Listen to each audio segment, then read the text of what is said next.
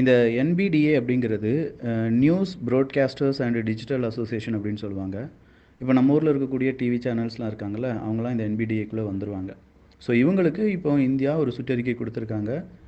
நீ வந்து propaganda, falls propaganda, எதிரி நாட்டுக்கு தேவையான நியூஸை கொடுத்து இங்கே ஒரு மத மோதலையோ இல்லை அவங்களுக்கான நெரேட்டிவை செட் பண்ணணும்னு நினச்சின்னா அதுக்கு உன்னுடைய சேனல்ஸ் ஃபுல்லாக நாங்கள் முடக்கிடுவோம் அப்படிங்கிறது தான் ரொம்ப இம்பார்ட்டண்ட்டான ஒரு விஷயம்.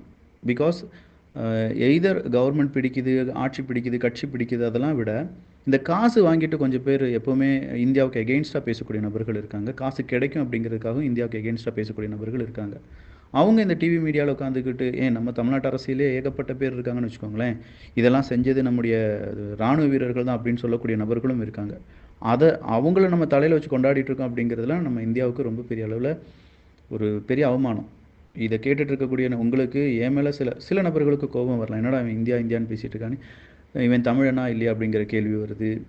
ஸோ இங்கே இந்தியாங்கிற ஒரு நாடு இருந்தால் தான், நாடு இல்லாத எத்தனையோ நபர்களை பார்க்குறோம், எத்தனையோ இமிக்ரெண்ட்ஸ் இல்லாட்டி மைக்ரெண்ட்ஸை பற்றி நம்ம கேள்விப்படுறோம். நாடை இழந்துட்டு போகக்கூடிய நபர்களை பார்க்கும்போது நமக்கு வரக்கூடிய அந்த பரிவும் பரிதவிப்பும் என் நாட்டை நான் சேவ் பண்ணணும் அப்படிங்கிறதுல நம்ம காண்பிக்க மாட்டோம்.